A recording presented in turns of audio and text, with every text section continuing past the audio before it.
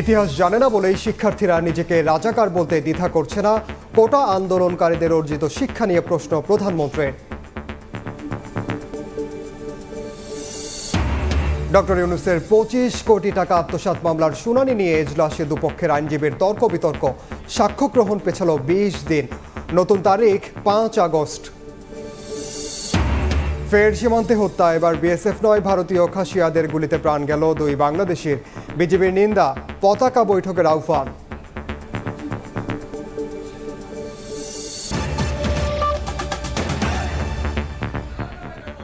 সময় সংবাদের সঙ্গে আছে আমি ওমর ইনাম। এদিকে উদ্দেশ্যমূলকভাবে স্বাধীনতার বিরোধীরা সাধারণ শিক্ষার্থীদের ওপর ঝাঁপিয়ে পড়েছে বলে অভিযোগ করেছেন ছাত্রলীগের সভাপতি সাদ্দাম হোসেন। বিকেলে ক্যাম্পাসে কোটা সংস্কার আন্দোলনকারী ও ছাত্রলীগের মধ্যে সংঘর্ষের পর কথা বলেন তিনি। উস্কানিমূলকভাবে আমরা এই স্বাধীনতা বিরোধী অপশক্তির রিমোট কন্ট্রোল পরিচালিত এই অযৌক্তিক একটি অস্থিতিশীল পরিবেশ সৃষ্টির তাগিদ নিয়েই তারা আজকে সাধারণ শিক্ষার্থীদের উপর ঝাঁপিয়ে পড়েছে। বিশ্ববিদ্যালয়ের প্রত্যেকটি হলে গিয়ে সাধারণ শিক্ষার্থীদের জোর করে কর্মসূচিতে নিয়ে আসার জন্য এবং তাদের উপর হুমকি ধামকি ভীতি ছড়িয়ে দেওয়ার জন্য দেশীয় অস্ত্রশস্ত্র নিয়ে তারা আজকে আক্রমণ করেছে। সাধারণ শিক্ষার্থীদের ঐক্যবদ্ধ প্রতিরোধের মুখে তারা পালিয়ে যেতে বাধ্য হয়েছে।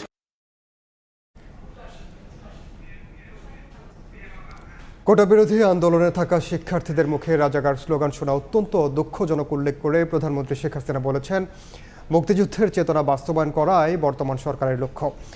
মধ্যরাতে রাজাকার রব তোলা শিক্ষার্থীদের অর্জিত শিক্ষা নিয়েও প্রশ্ন তোলেন সরকার প্রধান। সকালে প্রধানমন্ত্রীর কার্যালয়ে 2024-25 অর্থ বছরে বার্ষিক কর্মসম্পাদন চুক্তি স্বাক্ষর অনুষ্ঠানে বক্তব্য রাখেন তিনি।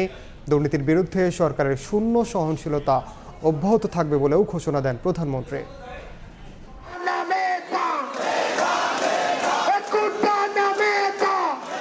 আদালতের প্রকাশ করা পূর্ণাঙ্গ রায়, প্রধানমন্ত্রীর বক্তব্য এবং এর প্রতিবাদে বৈষম্য বিরোধী ছাত্রদের ব্যানারে বিক্ষোভ মিছিল বেশ উত্তাপ ছড়িয়েছে কোটা সংস্কার আন্দোলনে।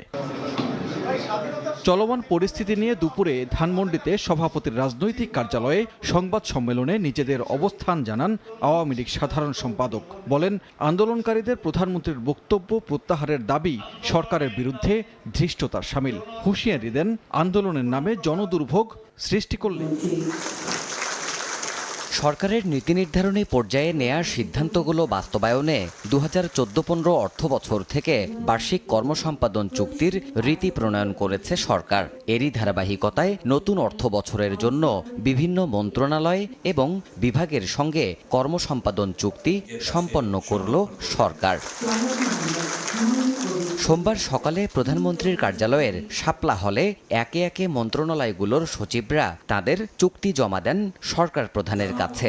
একই সময়ে 2022-23 অর্থ বছরে সেরা কাজের স্বীকৃতি হিসেবে 10 সচিবের হাতে শুদ্ধাচার পুরস্কার তুলে দেয়া হয়। উপস্থিত প্রজাতন্ত্রের কর্মকর্তাদের সামনে দীর্ঘ বক্তব্য রাখেন সরকার প্রধান। এই সুশাসন প্রতিষ্ঠা করতে হলে শুদ্ধাচারটা দরকার। তিনি বলেন, দুর্নীতি প্রতিরোধ করে এগিয়ে যেতে হবে।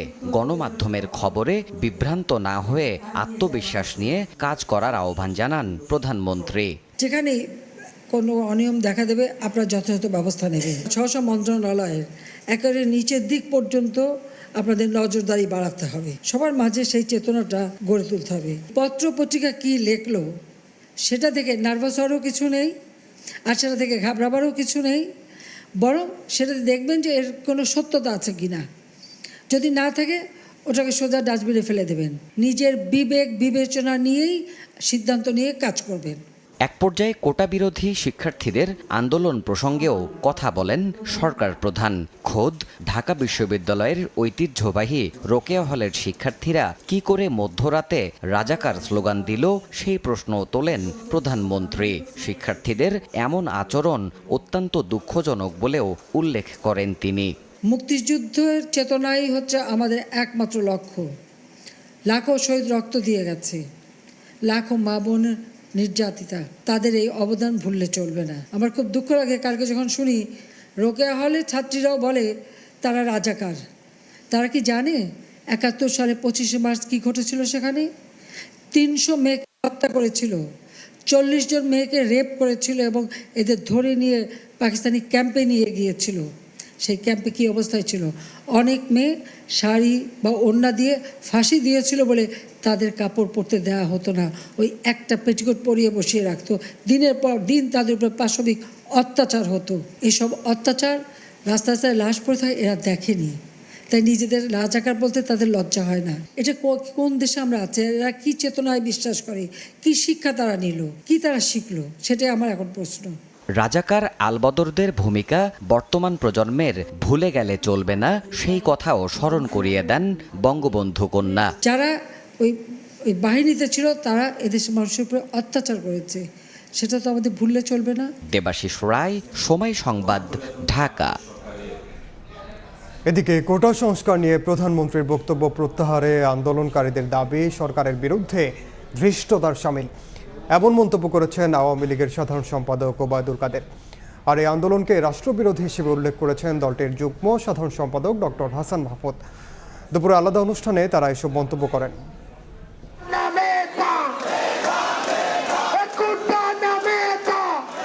আদালতের প্রকাশ করা পূর্ণাঙ্গ রায়, প্রধানমন্ত্রীর বক্তব্য এবং এর প্রতিবাদে বৈষম্য বিরোধী ছাত্রদের ব্যানারে বিক্ষোভ মিছিল বেশ উত্তাপ ছড়িয়েছে কোটা সংস্কার আন্দোলনে।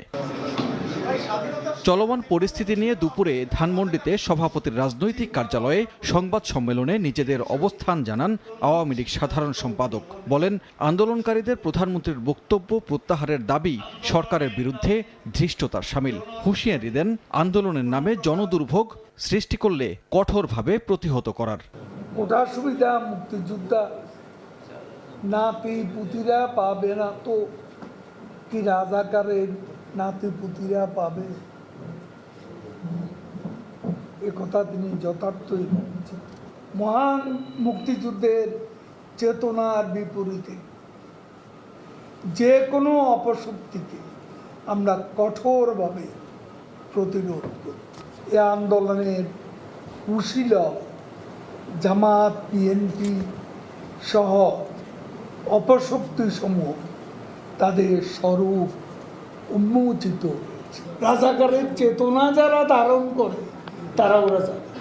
এদিকে পররাষ্ট্র মন্ত্রণালয়ে সৌদি রাষ্ট্রদূতের সঙ্গে সৌজন্য সাক্ষাৎ শেষে কোটা সংস্কার আন্দোলনকে রাষ্ট্র, সরকার ও প্রধানমন্ত্রী বিরোধী হিসেবে উল্লেখ করেন পররাষ্ট্রমন্ত্রী ডক্টর হাসান মাহমুদ। বলেন, শিক্ষার্থীদের আবেগ নিয়ে রাজনীতি করে দেশকে অস্থিতিশীল করতে দেবে না সরকার। যে সমস্ত উদ্ধত্তপূর্ণ স্লোগান এবং বক্তব্য, এতে প্রমাণিত হয় এটি কোটা বিরোধী আন্দোলন নয়, এটি রাষ্ট্রবিরোধী, সরকার বিরোধী আন্দোলনের রূপ দেওয়ার জন্য চেষ্টা করা হচ্ছে এবং কোমলমতি শিক্ষার্থীদের সেন্টিমেন্টকে ব্যবহার করা হচ্ছে। কিছু নেতৃবৃন্দ এবং বাইরে থেকে বিএনপি, জামাত সহ অন্যরা সেখানে ইন্ধন দিচ্ছে। কোটা সংস্কারের বিষয়ে সর্বোচ্চ আদালতের সিদ্ধান্তই চূড়ান্ত বলে আবারও জানান দেন আওয়ামী লীগ নেতারা। সরকার বিরোধী। সানবীর রূপল, সময় সংবাদ, ঢাকা। কোটা আন্দোলনের নামে আদালতের আদেশ না মেনে বিশৃঙ্খলার চেষ্টা করলে ছাড় না দেওয়ার হুঁশিয়ারি ডিএমপি কমিশনারের। সকালে তাজিয়া মিছিলের নিরাপত্তা নিয়ে সংবাদ সম্মেলনে তিনি বলেন, অতীতের জঙ্গি হামলার কথা মাথায় রেখে তাজিয়া মিছিল ও ইমাম বাড়াকে ঘিরে এবার কঠোর নিরাপত্তা ব্যবস্থা নেওয়া হয়েছে। এবারের আশুরার তাজিয়া মিছিলের নিরাপত্তা নিশ্চিত করতে ডগ স্কোয়াড, সুইপিং ও বিস্ফোরক শনাক্তকরণ ডিভাইস সহ থাকছে ডিএমপির সাইবার সিকিউরিটি ব্যবস্থাও। বুধবারের আশুরার তাজিয়া মিছিলের আয়োজন দেখতে পুরান ঢাকার ইমামবাড়া পরিদর্শন করেন DMP commissioner Habibur Rahman. DMP commissioner বলেন, পূর্বের অভিজ্ঞতাকে মাথায় রেখে নিরাপত্তা ব্যবস্থা আরও জোরদার করা হচ্ছে। তাজিয়া মিছিলকে কেন্দ্র করে আমাদের অতীতে জঙ্গি আক্রমণের ঘটনা যেহেতু আছে, সেহেতু এই বিষয়টিকে মাথায় রেখে আমাদের নিরাপত্তা পরিকল্পনা প্রণয়ন করা হয়েছে। কোটা সংস্কার আন্দোলন নিয়ে সাংবাদিকদের এক প্রশ্নের জবাবে তিনি বলেন, কোটা নিয়ে আদালতের আদেশ না মেনে বিশৃঙ্খলা সৃষ্টির চেষ্টা করা হলে তা বরদাস্ত করা হবে না। চলমান যে কোটা আন্দোলনের বিষয়, সেটি একটি কোর্টের বিষয়। সুতরাং মহামান্য আদালত যে আদেশ দেবেন সেই আদেশের প্রতি শ্রদ্ধাশীল থাকা এবং সেটি মেনে নেওয়া প্রতিটি নাগরিকের একান্ত কর্তব্য এবং সেটি আদালতের নিয়ম মানতে আমরা বাধ্য। সুতরাং পুলিশ আমাদের যে সমস্ত কার্যক্রম পরিচালনা করবে সেগুলো সেটির প্রতি শ্রদ্ধা রেখেই হবে। যদি কেউ আমাদের আইন শৃঙ্খলা ভঙ্গজনিত কোনো ধরনের অপতৎপরতা চালাতে চান, সেটি যেই হোক সেটি শক্ত হাতে মোকাবেলা করা হবে। নিরাপত্তার স্বার্থে কোনো চাকু, ছুরি ও দাহ্য পদার্থ নিয়ে তাজিয়া মিছিলে না আসার অনুরোধ করেছে ডিএমপি। চন্দ্রিমা চৌধুরী, সময় সংবাদ, ঢাকা। কোটা ইস্যুতে প্রধানমন্ত্রী নিজেই শপথ ভঙ্গ করেছেন এমন অভিযোগ করেছেন বিএনপির সিনিয়র যুগ্ম মহাসচিব রুহুল কবির রিজভী। বলেন, সরকার প্রধান অহেতুক শিক্ষার্থীদের নিয়ে নেতিবাচক মন্তব্য করেছেন।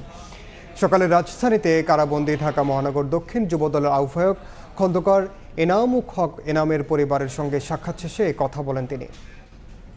কোমলমতি ছাত্রদের উপর যে অন্যায় করা হচ্ছে, যেভাবে তাদেরকে ধমক দেওয়া হচ্ছে, স্বয়ং প্রধানমন্ত্রী তাদেরকে যেভাবে গালাগালি করছেন, আমি এর তীব্র নিন্দা জানাচ্ছি। প্রতিটি মুহূর্তে তিনি একের পর এক আইন ভাঙছে। আপনি রাগের বশবর্তী হয়ে কোটা পদ্ধতি আপনি বাতিল করেছেন, তো আপনি তো প্রথমেই আপনি শপথ ভঙ্গ করেছেন। জনতরঙ্গ তৈরি হয়েছে মানে কোটা বাতিলের জন্য, তাদেরকে আপনি গালাগাল করছেন। গণতন্ত্র মানুষের ঢেউ আপনার সিংহাসনকে ভাসিয়ে নিয়ে যাওয়ার জন্য তারা প্রস্তুত। এদিকে চট্টগ্রামে কোটা সংস্কার আন্দোলনকারীদের সঙ্গে ছাত্রলীগের ধাক্কাধাক্কির ঘটনা ঘটেছে। এরপরই প্রক্টর অফিসে তালা ঝুলিয়ে দেয় ছাত্রলীগ। রেল স্টেশনে অবস্থান নেয় শাটল ট্রেন চলাচল বন্ধ হয়ে যায়।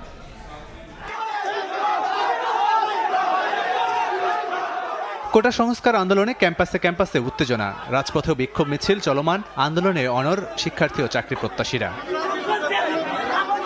এদিকে কোটা সংস্কার আন্দোলনকারী শিক্ষার্থীদের আন্দোলন রুখতে চট্টগ্রাম বিশ্ববিদ্যালয়ে ছাত্রলীগ মাঠে নেমেছে বলে অভিযোগ উঠেছে। প্রক্টর অফিসের কার্যালয়ে ছাত্রলীগের নেতাকর্মীদের সঙ্গে আন্দোলনরত শিক্ষার্থীদের হাতাহাতির ঘটনা ঘটেছে। বিক্ষোভকারী শিক্ষার্থীদের অভিযোগ, কোটা আন্দোলনের চট্টগ্রাম বিশ্ববিদ্যালয়ের অন্যতম সমন্বয়ক রাফিকে প্রক্টর অফিসে নিয়ে আসে শাখা ছাত্রলীগ। এ সময় তারা রাফির ছাত্রত্ব বাতিল সহ 3টি দাবি উপস্থাপন করে। খবর পেয়ে কোটা আন্দোলনকারী শিক্ষার্থীরা প্রক্টর অফিসে উপস্থিত হলে দুপক্ষের মধ্যে উত্তেজনা ছড়িয়ে পড়ে। এ সময় সমন্বয়ক রাফিকে ছাত্রলীগের কাছ থেকে উদ্ধারের সময় নারী শিক্ষার্থীদেরকে হেনস্থা করা হয়েছে বলে দাবি করা হয়। এদিকে বাকবিতণ্ডার জেরে এক পর্যায়ে ছাত্রলীগ প্রক্টর অফিসের গেটে তালা ঝুলিয়ে দেয়। নরমালি আসতেছিলাম, কিন্তু আমরা কিছু করি নাই, তারপরও আমাদেরকে ওরা হামলা করছে। ছাত্রলীগেরা ভাইয়ারা হামলা করছে, আমাদের কয়েকটা ভাইয়েরা অনেক রক্তাক্ত করছে, লাঠি দিয়ে অনেক কিছু। রাফি ভাই আটক কেন, এটা নিয়ে একটা মিছিল বের করছিলাম। আমাদের বেশিরভাগ মেয়ে ছিল আর বাকি সবাই ছেলে ছিল। আমরা প্রক্টর স্যারের কাছে নিয়ে এসেছি। সে নিজেকে যেহেতু রাজাকার দাবি করেছে, আমরা প্রক্টর স্যারকে বলেছি রাজাকারের কোনো অবস্থান চট্টগ্রাম বিশ্ববিদ্যালয়ে হবে না। তাকে সাধারণ শিক্ষার্থী হতে হবে, আবার তাকে বাঙালি হতে হবে, রাজাকার হওয়া যাবে না। ছাত্রলীগের নেতাকর্মীরা চট্টগ্রাম বিশ্ববিদ্যালয়ের শাটল ট্রেনে চাবি নিয়ে শহরের সঙ্গে যোগাযোগ বন্ধ করে দেয় বলেও জানান ভুক্তভোগীরা। অন্যদিকে নগরীর 16 শহরে বিশ্ববিদ্যালয় সহ বিভিন্ন কলেজের শিক্ষার্থীরা কোটা সংস্কারের দাবিতে বিকেলে সড়ক অবরোধ করে বিক্ষোভ মিছিল করেন। এছাড়া বরিশাল, রাজশাহী সহ দেশের বিভিন্ন বিশ্ববিদ্যালয়ে সরকারি চাকরিতে কোটা সংস্কার ও প্রধানমন্ত্রীর দেয়া বক্তব্য প্রত্যাহারের দাবিতে বিক্ষোভ মিছিল হয়। লাবিব হাসান, সময় সংবাদ। সাক্ষ্য গ্রহণের তারিখ পেছানো নিয়ে এজলাসে ডক্টর মোহাম্মদ ইউনূসের আইনজীবী ও দুদক আইনজীবীর মধ্যে চলে ঘণ্টাব্যাপী তর্ক বিতর্ক। পরে 25 কোটি টাকা আত্মসাৎ ও পাচারের মামলায় ইউনূস সহ 14 জনের বিরুদ্ধে সাক্ষ্য গ্রহণ 20 দিন পিছিয়ে দেন আদালত। পরবর্তী দিন ধার্য করা হয়েছে 5ই আগস্ট। এদিনও লোহার খাঁচা নিয়ে প্রশ্ন তুলে ডক্টর ইউনূস বলেন, আদালতে লোহার খাঁচা থাকা মানবতার অপমান। ডক্টর মোহাম্মদ ইউনূস সহ 14 আসামির বিরুদ্ধে সাক্ষ্য গ্রহণ শুরুর দিনেই দুপক্ষের আইনজীবীর তুমুল বিতর্ক, যার সূত্রপাত সাক্ষ্য গ্রহণের তারিখ পেছানো নিয়ে। এদিন সকাল 11টায় আদালতে হাজির হন ডক্টর মোহাম্মদ ইউনূস। উচ্চ আদালতে এই মামলা বাতিল চেয়ে করা মামলা বিচারাধীন থাকায় সাক্ষ্য গ্রহণ পেছানোর জন্য আবেদন করেন তার আইনজীবী। এ নিয়ে শুরু হয় পাল্টাপাল্টি যুক্তিতর্ক। এক পর্যায়ে আদালত 1 সপ্তাহ সময় দিতে চাইলেও তাতে ঘোর আপত্তি তোলেন ডক্টর ইউনূসের আইনজীবী। পরে সাক্ষ্য গ্রহণের দিন ধার্য করা হয় আগামী 5 আগস্ট। আদালত থেকে বের হয়ে ন্যায় বিচার পাওয়া নিয়ে শঙ্কা প্রকাশ করেন অধ্যাপক ইউনূসের আইনজীবী। ইউনূস কথা বলেন এজলাসের লোহার খাঁচা নিয়ে। এই খাঁচাটাই বিলুপ্ত হয়ে যাওয়া উচিত, কারোর জন্য প্রয়োজযোগ্য না। এটা আদালতে রাখা মানেই হলো আমি তোমাকে অপমান করার জন্য এখানে বসছি, সেটার জন্য নিশ্চিত এটা বিচারের জন্য এসছে, অপমান করার জন্য তা আসলে। কোর্টকে বললাম, আপনি যদি পারেন নিতে পারেন, কিন্তু কন্টেম্পট অফ কোর্ট আমি নিতে পারি না। হাইকোর্টে মামলা পেন্ডিং থাকা মানে এই আদালতের কলম বন্ধ। সুতরাং এটাই হলো প্রশ্ন। বিচার কাজ প্রভাবিত করার অভিযোগ উড়িয়ে দিয়েছেন দুদক আইনজীবী। তিনি বলছেন, তড়িঘড়ির কোনো প্রশ্ন নেই এখানে, যা হচ্ছে আইন অনুযায়ী। তাদের কথা না, তারা আমরা থাকবো, লম্বা সময় নিব এবং মামলার কার্যক্রমে বিঘ্নিত এই ধরনের কথা বলে তারা এই ধরনের আদালতকে এই ধরনের কথাবার্তা তারা বলতে চায়। যদি উচ্চতর আদালতের কোনো আদেশ আনতে পারেন, সেই আদেশ মোতাবেক মামলার কার্যক্রম পরিচালিত হবে। এদিকে দুর্নীতি ও অর্থ আত্মসাতের মামলায় বিচার শুরুর আদেশ বাতিল চেয়ে ডক্টর ইউনূসের করা আবেদনের বিষয়ে আগামী 21 জুলাই আদেশ দেবেন হাইকোর্ট। মাইমুনা হায়দার চৌধুরী, সময় সংবাদ, ঢাকা। ছাগলকাণ্ডে আলোচিত মতিউর রহমানকে জাতীয় রাজস্ব বোর্ডের কাস্টমস, এক্সাইজ ও ভ্যাট অ্যাপিলেট ট্রাইব্যুনালের প্রেসিডেন্টের পদ থেকে সরিয়ে অর্থ মন্ত্রণালয়ের অধীনে অভ্যন্তরীণ সম্পদ বিভাগে যুক্ত করার 22 দিন পার হলেও এখনও সশরীরে অফিসে যোগ দেননি তিনি, যা সরকারি চাকরি বিধিমালার ব্যত্যয় বলেই মনে করছেন সাবেক কর্মকর্তারা। আতাউর কাউসারের রিপোর্ট।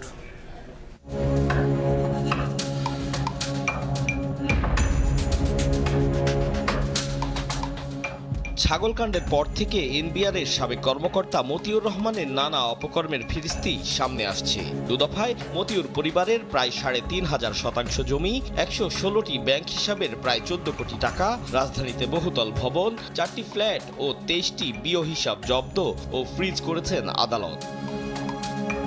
দ্বিতীয় দফায় জব্দ ও ফ্রিজ করা সম্পদের মধ্যে মতিউরের নামেই রয়েছে অন্তত ৩০০ শতাংশ জমি, অর্ধ কোটি টাকা ও 5টি বিও অ্যাকাউন্ট। অথচ এনবিআরের কর্মকর্তা হিসেবে প্লেসমেন্ট, বাণিজ্য এবং কারসাজির আগাম তথ্য জেনে দুর্বল কোম্পানির শেয়ার কিনে বেশি দামে বিক্রি করা ছিল তার জঘন্যতম অপরাধের একটি এবং অবৈধ উপার্জনের অন্যতম কৌশল। এসবের পরেও এখনো তাকে চাকরিচ্যুত না করা নিয়ে ক্ষোভ রয়েছে জনমনে। সরকার তাদেরকে অপসারণ করে একটা দৃষ্টান্ত স্থাপন করা উচিত, যেন অন্য কেউ এই দুর্নীতি করার সাহস না করে। গভর্নমেন্ট একবার ডিক্লেয়ার দেখ যে তোমাদের হিসাব বিবরণী দাও, তোমরা যখন চাকরিতে জয়েন করছো এবং এখন তোমাদের সম্পদ কি, সেটা দিলে দেখবেন যে সমস্ত থরল বিলা বের হয়ে আসবে। দুর্নীতিবাজদেরকে চাকরিতে রাখাই উচিত না, এদেরকে সমাজ থেকে বিতাড়িত করা উচিত। সাবেক আমলারা বলছেন এনবিআর চাইলে তাকে সাসপেন্ড করতে পারত বিভাগীয় তদন্ত, দিতে পারত কারণ দর্শানোর নোটিশ, তবে তাকে পাবেই বা কোথায়? যদি বদলি হয়, একজন সরকারি কর্মকর্তা বা গণকর্মচারী 24 ঘন্টার মধ্যে যোগদান করবে, ওটা তো উনি করেন নাই। এবং কারো মাধ্যমে যোগদানপত্র প্রেরণ করার কারণ কি এবং সে ব্যাপারে অভ্যন্তরীণ সম্পদ বিভাগ ভালো বলতে পারবে যে তারা কি করবেন। দুর্নীতির দায়ে অভিযুক্ত এই ব্যক্তিকে বরখাস্ত করা যৌক্তিক ছিল বলছেন দুদকের সাবেক মহাপরিচালক। এখানে দেখা যাচ্ছে যে দুর্নীতির সুনির্দিষ্ট অভিযোগ আছে, যে ডিপার্টমেন্ট তাদেরও উচিত ছিল এখানে তার বিরুদ্ধে ডিপার্টমেন্টাল প্রসিডিং শুরু করা, এবং সেটা ডিপার্টমেন্টাল প্রসিডিং শুরু করলে আসতো কি যে সাসপেনশন থাকতো আর কি। বলেন এ ধরনের দুর্নীতিবাজ ও তাদের অংশীদাররা যেন পালাতে না পারে তার জন্য আরও সক্রিয় হতে হবে দুদককে। আতাউর কাউসার, সময় সংবাদ, ঢাকা। সরকারি প্রতিষ্ঠানের হাতেই ভরাট হচ্ছে রাজধানীর অনেক জলাধার। উন্নয়ন প্রকল্পের নামে ড্যাপের নকশাকে যেন বড় আঙ্গুল দেখাচ্ছে খোদ সরকারি এসব প্রতিষ্ঠান। ফলাফল মিরপুর, উত্তরা, কাঁঠালবাগান, ধানমন্ডি, পুরান ঢাকার মতো এলাকা এখন অল্প বৃষ্টিতেই হাঁটু পানি। এতদিন চিঠি চালাচালিতে সীমাবদ্ধ থাকলেও এই মৌসুমের প্রথম ধাক্কার পরে এখন কঠোর হওয়ার কথা বলছে রাজুক।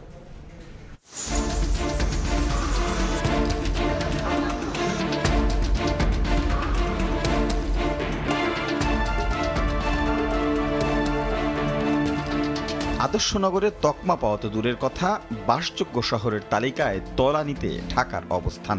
আর কয়েক ঘন্টার বৃষ্টির পর এমন চিত্রই বলে দিচ্ছে বসবাসের কতটা উপযুক্ত কথিত এই তিলোত্তমা। একটি আদর্শ নগরে 10 থেকে 15 ভাগ জলাধার থাকা দরকার। 3 দশক আগেও ঢাকার মোট আয়তনের 20 ভাগ জলাধার থাকলেও 2023 সালের গবেষণা বলছে ঢাকার জলাধার আছে মাত্র 3 ভাগ। আর অবাক করার মতো তথ্য হচ্ছে গত 1 বছরে সরকারি বিভিন্ন সংস্থায় ভরাট করেছে 0.5 ভাগ। গাবতলীর এই জলাধারে গিয়েই পড়ে বৃহত্তর মিরপুর, কাজীপাড়া, শেওড়াপাড়া, কল্যাণপুর, মোহাম্মদপুর এলাকার পানি। অথচ ড্যাপের নকশায় স্পষ্ট জলাধার হিসেবে উল্লেখ থাকলেও শ্রেণী পরিবর্তন করতে রাজুকের কোনো অনুমোদনই নেয়নি বাংলাদেশ কৃষি উন্নয়ন কর্পোরেশন, বিএডিসি। গত কয়েকদিনের উপর্যুপরি বৃষ্টির একটি বড় অংশ যে এই জলাধারে জমা হয়েছে সেটি বুঝতে কোনো গবেষণার প্রয়োজন হয় না। অথচ সরকারি উদ্যোগেই তা অর্ধেকের বেশি ভরাট করা হয়েছে, চলছে নির্মাণযোগ্য। তাই রক্ষকই যখন ভক্ষক হয়, সাধারণ মানুষ কাঙ্ক্ষিত সেবাটা পাবে কোথায়? সেই প্রশ্নই তুলছেন নগরবিদরা। একই অবস্থা বাংলাদেশ রেলওয়ের। কিছুদিন আগেই ড্যাপে চিহ্নিত এই জলাধার ভরাট করে তৈরি হচ্ছে সংস্থাটির উন্নয়নমূলক কাজ। আবার দক্ষিণ সিটির বাধার মুখেই হাতির ঝিল ভরাট করে হচ্ছে এলিভেটেড এক্সপ্রেসওয়ের কাজ, যার প্রভাব কয়েক বছর পর আবারও একটু বৃষ্টিতেই কোমর পানিতে তলিয়ে যাচ্ছে কাঁঠালবাগান এলাকা। যদিও সেতু কর্তৃপক্ষের দাবি, নির্মাণ কাজ শেষ হলে আবারও মুক্ত করা হবে এই অংশের পানি প্রবাহ। নগরবিদরা বলছেন, সরকারি সংস্থার স্বেচ্ছাচারিতার পাশাপাশি নগর কর্তৃপক্ষের অদূরদর্শিতা, জলবায়ু পরিবর্তনের প্রভাবশালীদের জবরদখল আর নগরবাসীর অসচেতনতাও এমন জলাবদ্ধতার নিয়ামক হিসাবে কাজ করে। আমাদের ড্রেনেজ ক্যাপাসিটিটা মানে যা কিছু আছে সেটাও পারফরমেন্স ভালো না, অনেক আন্ডার পারফর্মিং। তো এই কারণে আমাদের এই জলাবদ্ধতাগুলো তৈরি হয়। রাজুক বলছে, মৌসুমের শুরুতেই যে ভয়াবহতার সাক্ষী হয়েছে নগরবাসী, তাতে আর ছাড় দেওয়ার সুযোগ নেই। প্রভাবশালী ব্যক্তি কিংবা সরকারি সংস্থা ছাড় পাবে না কেউই। রাজধানী কর্তৃপক্ষ এই জলাশয়ের জন্য শক্ত অবস্থান নিয়েছে এবং আমরা মহামান্য আদালতে সেটা আমরা উপস্থাপন করেছি যে জলাধার রক্ষা করার জন্য আমাদের কি করতে হবে। যদিও দখল দূষণের এই নগরে নদী, খাল আর জলাধারের যে অবস্থা গিয়ে দাঁড়িয়েছে, তাতে সিএস খতিয়ান ধরে তা উদ্ধার করা এক রকমের অবাস্তব মনে করছেন নগর পরিকল্পনাবিদরা। রাশেদ লিমন, সময় সংবাদ, ঢাকা। আবারও সীমান্তে হত্যাকাণ্ড। এবার সিলেট সীমান্তে ভারতীয় খাসিয়াদের গুলিতে প্রাণ গেল 2 বাংলাদেশির। এ সময় আহত হন আরও একজন। একদিন পেরিয়ে গেলেও বিজিবি বিএসএফ এর আনুষ্ঠানিকতা না হওয়ায় উদ্ধার হয়নি নিহত 2 জনের লাশ। ইকরামুল কবিরের রিপোর্ট, ছবি তুলেছেন দিগেন সিংহ। সীমান্তের ওপারে কয়েক গজ দূরেই পড়ে আছে বাংলাদেশি 2 যুবকের মরদেহ। ভারতীয় খাসিয়াদের গুলিতে রোববার বিকেলে প্রাণ হারান তারা। স্বজনরা জানান, কোম্পানিগঞ্জ উপজেলার নাজিরের গাঁও দিয়ে ভারতের কাওয়ারটুক সীমান্তের 1253 নম্বর পিলারের ওপারে কাঠ কাটতে যান করবলাটুক গ্রামের আলী হোসেন, কাউসার আহমদ ও নবী হোসেন। কিছু বুঝে ওঠার আগেই তাদের লক্ষ্য করে গুলি ছুড়ে সীমান্তের ভারত অংশের খাসিয়া পল্লীর লোকেরা। এতে ঘটনাস্থলে মারা যান আলী হোসেন ও কাউসার আহমেদ। আহত নবী হোসেন বাড়ি ফিরলে চিকিৎসার জন্য হাসপাতালে নেওয়া হয়। কাল থেকে চেষ্টা চলতেছে, এখনো লাশের সন্ধান পাইনি। এই ঘটনার পর 24 ঘন্টা পার হলেও 2 দেশের সীমান্ত বাহিনীর আনুষ্ঠানিকতায় উদ্ধার হয়নি নিহত 2 যুবকের লাশ। মাঝে মধ্যেই এই এলাকায় খাসিয়ারা মানুষজনকে মারধর করে এবং খাসিয়াদের গুলিতে মানুষ আহত এবং নিহত হয়। 48 বিজেপির অধিনায়ক জানান, বিএসএফ এর কাছ থেকে নিহতদের ছবি এনে শনাক্তের পর সীমান্তের আনুষ্ঠানিকতা শেষে পরিবারের কাছে লাশ হস্তান্তর করা হবে। এবারই প্রথম নয় হতদরিদ্র গ্রামের মানুষ কাঠ আনতে গিয়ে সীমারেখা ভুলে যায়। তারপরই ঘটে এই ধরনের হতাহতের মতন নির্মম ঘটনা। এই অবস্থা থেকে পরিত্রাণ চান এলাকাবাসী। সিলেটের কোম্পানিগঞ্জ সীমান্ত থেকে ইকরামুল কবির, সময় সংবাদ। বাজেটে স্বাস্থ্য খাতে দেয়া বরাদ্দ সঠিকভাবে ব্যবহার করলে অনেক কিছুই করা সম্ভব বলে মনে করেন স্বাস্থ্যমন্ত্রী ডাক্তার সামন্তলাল হোসেন। সোমবার বাংলাদেশ উন্নয়ন গবেষণা প্রতিষ্ঠান বিআইডিএস আয়োজিত স্বাস্থ্য বিষয়ক এক সেমিনারে এ কথা বলেন তিনি। এ সময় মন্ত্রী বলেন, অনেক প্রতিষ্ঠান ঠিকভাবে বাজেট ব্যবহার করতে জানে না। জনগণের স্বাস্থ্যসেবা উন্নত করার লক্ষ্যে ডিজিটাল প্রেসক্রিপশন ও হেলথ ইন্স্যুরেন্স চালুর কাজ চলছে। সেমিনারে বিআইডিএস এর ফেলো আব্দুল রাজ্জাক সরকার গবেষণাপত্র তুলে ধরেন। এতে উঠে আসে, দেশে প্রতি বছর বিপর্যয়কর স্বাস্থ্য ব্যয়ের কারণে প্রায় 7 লাখের বেশি মানুষ দরিদ্র সীমার নিচে চলে যায়।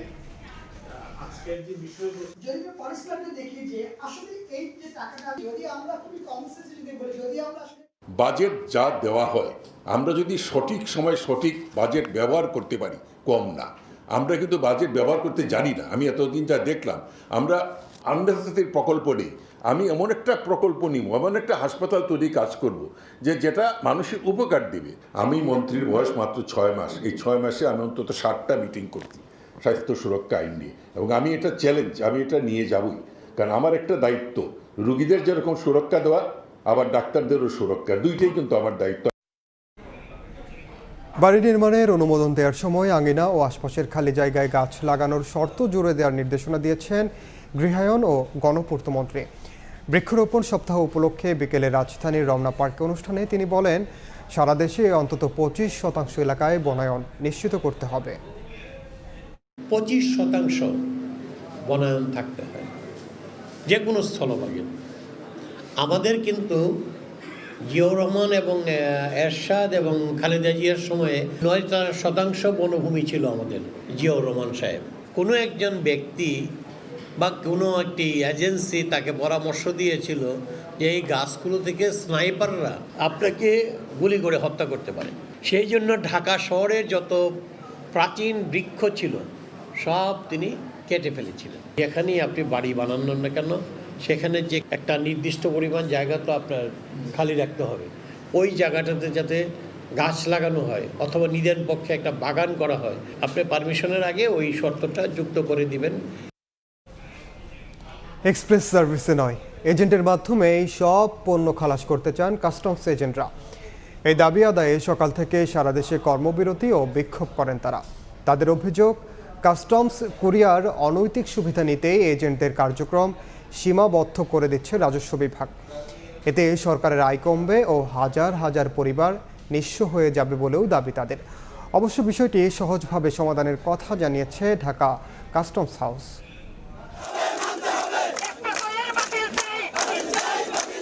স্লোগানে স্লোগানে মুখর ঢাকা কাস্টমস হাউস চত্বর। সোমবার এক্সপ্রেস সার্ভিসের মাধ্যমে পণ্য খালাসের আইন বাতিলের দাবিতে এভাবেই বিক্ষোভ কর্মসূচি ও কর্মবিরতি পালন করে সারা দেশের কাস্টমস এজেন্টস অ্যাসোসিয়েশন। আন্দোলনকারীদের দাবি, কাস্টমসের SRO 207 একটি কালো আইন। কুরিয়ার সার্ভিসের মাধ্যমে অনৈতিক সুবিধা নিতেই নতুন এই আইন করা হয়েছে। এতে সরকারের আয় কমবে, একই সঙ্গে কুরিয়ারগুলো রাজস্ব ফাঁকি দেওয়ার সুযোগও বাড়বে। কুরিয়ারের কাজকর্ম সব এক্সপ্রেস এয়ারওয়েজকে দেওয়া হচ্ছে, আর আমরা সিএনএফ দীর্ঘদিন যাবৎ কাজ করছি। 60,000 লোকের কর্মসংস্থান চলে যাবে এই আইনটা যদি আইনটা পাস হয়ে গেছে অলরেডি, আমাদের পেটে অলরেডি লাথি দিয়ে দিছে। আমরা দাবি করছি যে এবছর যে আইনটা করা হয়েছে 207 নং আইন, এই আইনটা পুরোপুরি বাতিল করা হোক। সংবাদ সম্মেলনে এজেন্টস নেতারা বলেন, SRO 207 আইন বাতিল না হওয়া পর্যন্ত অব্যাহত থাকবে কর্মবিরতি। পণ্য খালাস দেরি হওয়ার পেছনে কাস্টমসের অসাধু কর্মকর্তাদেরই দোষারোপ করেন তারা। হঠাৎ করে 8,000 লোককে বেকার করে দিয়ে 29 জন লোকের হাতে এই জিনিস দিবেন, এর পিছনে কারণ কি? 207 বাতিল করতে হবে। 82 ধারার আমদানিকারকের দায় সিএনএফ নিবে না, এটাকে বাতিল করতে হবে। এবং লাইসেন্সিং রুলসে কতগুলি কালাকানুন আছে, এটাও বাতিল করতে হবে। বিষয়টি সমাধানে ঊর্ধ্বতন মহলে জানানো হয়েছে বলে জানায় ঢাকা কাস্টমস হাউস। এই আইনটি সরকার কর্তৃক প্রণীত এবং সেই আইনটি বাস্তবায়নের জন্য আমরা একটি ফিল্ড অফিস, আমরা সেটা চেষ্টা করছি, যেটা জনগণ এবং রাষ্ট্রের জন্য সুবিধা হবে। এটার বিষয়ে অন্যান্য যে কোনো সিদ্ধান্ত আসলে সরকারই নিতে পারবে। ঢাকা কাস্টমস হাউসের মাধ্যমে প্রতিদিন রাজস্ব আয় হয় প্রায় 60 লাখ টাকা, আর পণ্য খালাসে কাজ করেন প্রায় 2000 এজেন্টের 10,000 জনবল। কাজল আব্দুল্লাহ, সময় সংবাদ, ঢাকা।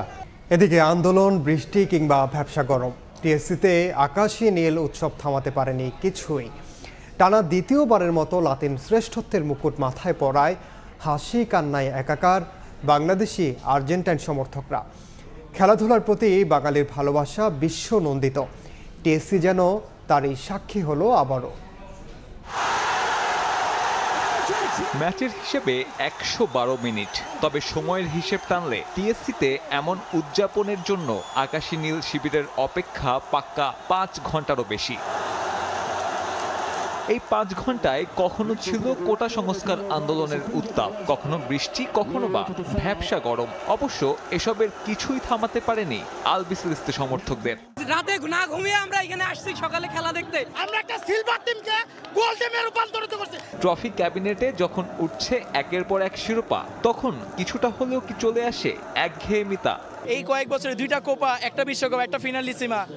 আর্জেন্টিনার ভক্ত হওয়ার এটা বেস্ট জেনারেশন। এতদিন আমরা যখন একটা ফেলিয়ারের পর আসছি, এন্ড দেন ওয়ার্ল্ড কাপ, দেন আবার, so it was a big achievement. ফুটবলের আলোচনা উঠলেই দেশের সবচেয়ে বড় দুই সমর্থক গোষ্ঠীর অন্যটা ব্রাজিলের। আর্জেন্টিনার যখন চলছে অনন্তকালের মধুচন্দ্রিমা, তখন রাইভালদের নিয়ে বাড়ছে কেবলই হতাশা। ব্রাজিল থাকলে আমগুলোকে খেলাটা খুবই ভালো হইতো।